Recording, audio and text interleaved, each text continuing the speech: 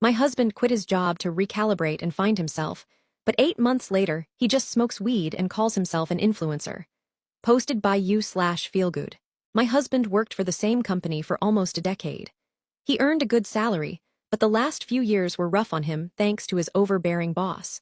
He discussed quitting every so often, and I was open to the idea as long as he had another job lined up.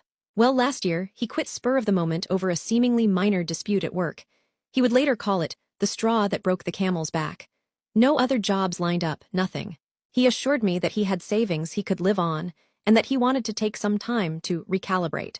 He also had a few business ideas he wanted to pursue before getting back into the workforce. Trying to be a supportive partner, I said okay. Fast forward to today, he has no income and literally hasn't sent out a single job application. He hasn't even updated his resume. What has he been doing these past 8 months, you ask? Smoking weed, a bunch of scammy work-from-home bullshit that hasn't made him a dime, and most recently, trying to become an Instagram influencer. Yes, seriously. To be fair, he has also done some handiwork around the house and fixed up some things. But for the most part, he spends his days smoking weed and dicking around on Instagram, and I'm effectively subsidizing it. We used to split bills 50 and 50. Now it's more like 80 and 20. The last time I tried to have a serious talk about his future plans, he jokingly said I could divorce him and pay him alimony if I didn't like the current situation. Then he broke down and wept, saying that he might be depressed. I felt horrible for him and offered him my full support, but in retrospect, I'm curious if it was just a convenient excuse to pivot the conversation and get me off his back. What would you do in my shoes? I have grown resentful of him and this whole situation. Relevant comments. Commenter 1. If he thinks he has depression, then he needs to see a doctor and get help. It only gets harder alone. I'd see how that goes first, because it might get him back to his feet. If he declines that and won't change, you can't change him. Op response. That's a whole other issue. He read some book last year, and now, he doesn't believe in antidepressants, or thinks that they're way overprescribed. When he told me he was depressed and I suggested seeing a doctor, he said no, he'll figure it out himself, and to just help be there for him. Commenter 2. Honestly, he sounds more like a punk than a grown man lol. It's one thing to not work if you're a stay-at-home parent, etc. A completely other thing if you're just a lazy bum. Dude's taking advantage of the situation and quite frankly you. Op response. He wasn't always like this. He was responsible and hardworking before he quit.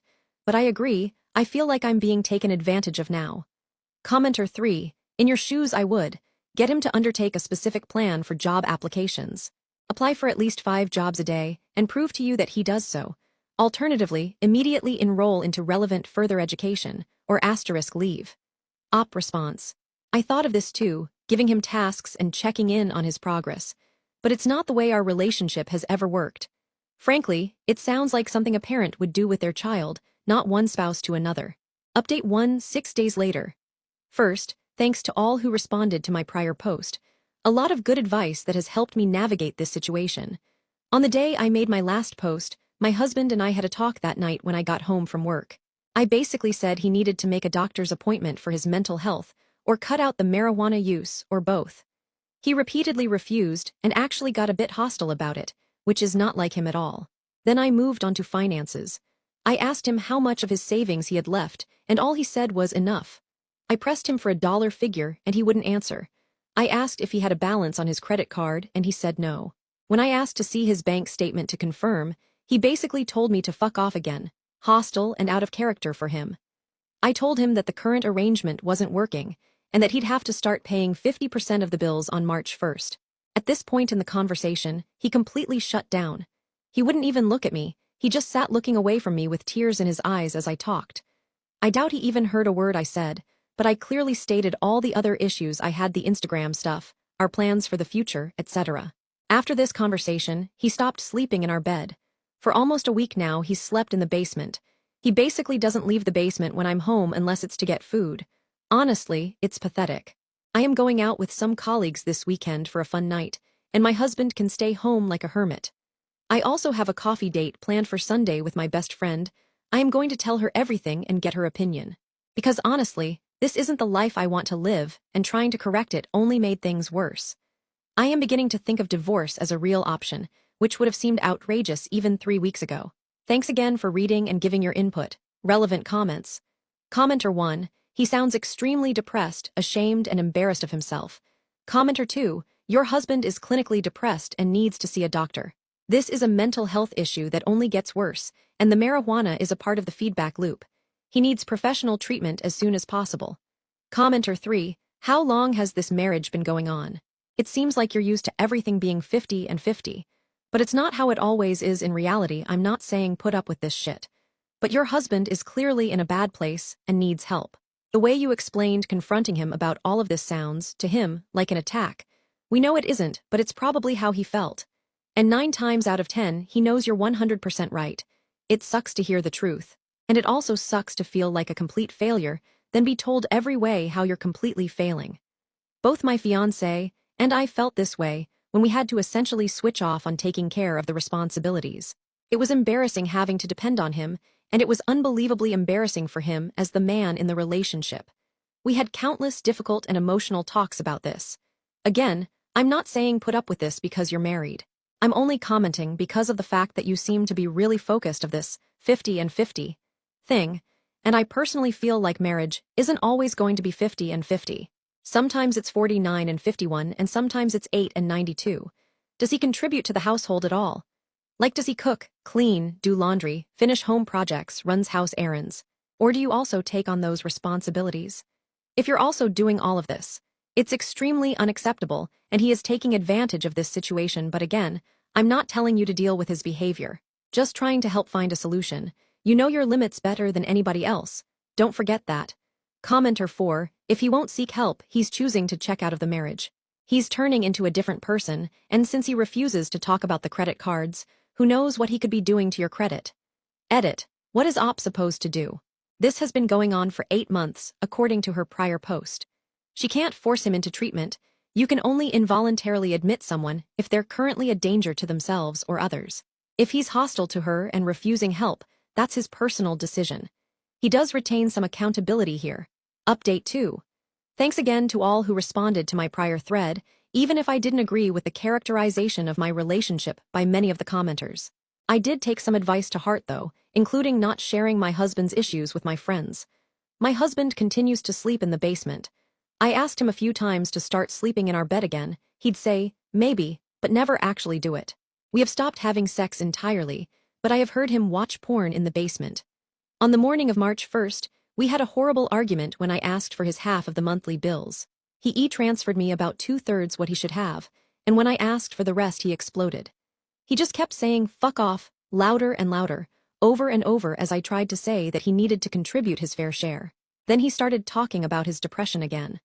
Literally, the only time he will up his depression is when I'm criticizing his shitty life choices. He hasn't even seen a doctor or been diagnosed, yet he uses it like a get-out-of-jail-free card to be totally unproductive and not pay bills. So I told him point blank, either see a doctor for your depression and start fixing your life, or this marriage is over. It sounded so harsh, but those are honestly the only 2 options at this point. He made some quip about me paying him alimony if I divorced him, not the first time he said this, and that was the last we spoke of it.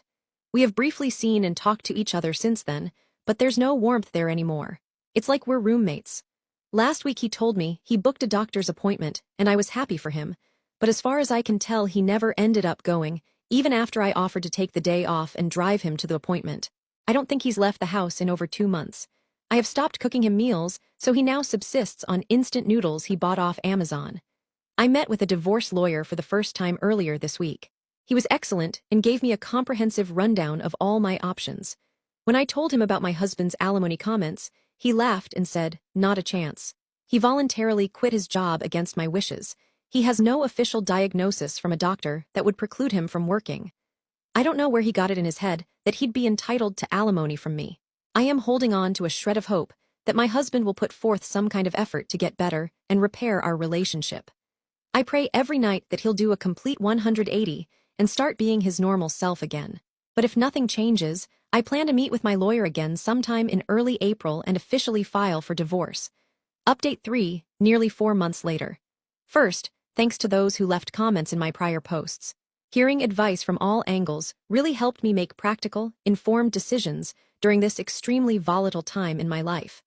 I finally got him to see a doctor.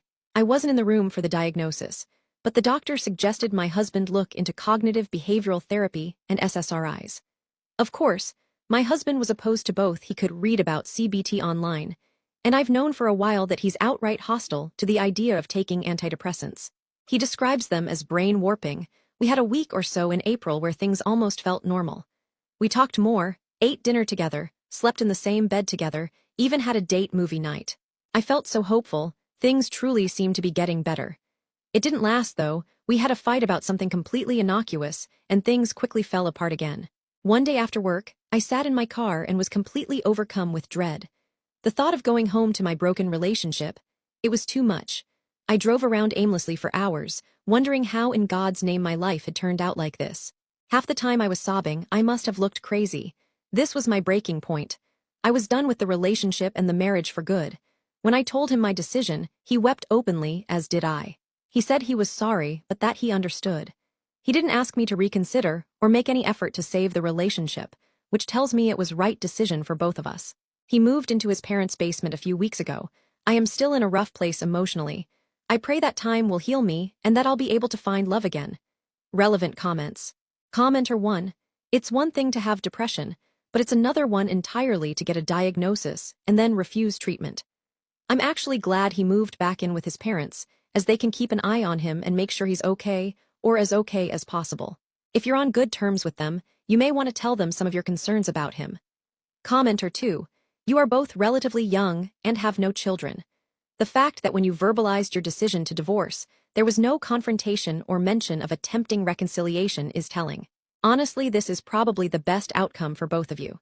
Him living with his parents means that there will be someone looking out for him whilst he sorts out his issues, and you will have the space and freedom to move on with your life. Good luck to you. Commenter 3. Sad that it's come to this, but it seems like the natural conclusion for so many relationships. Even in cases where one party does try to become better, the other party ends up checking out at some point, and the relationship ends anyway. Your husband is an adult and has made some choices, for better or for worse, and he has to face those consequences. I'm truly sorry your marriage has ended, but I think we can both agree that your future lies down a different path.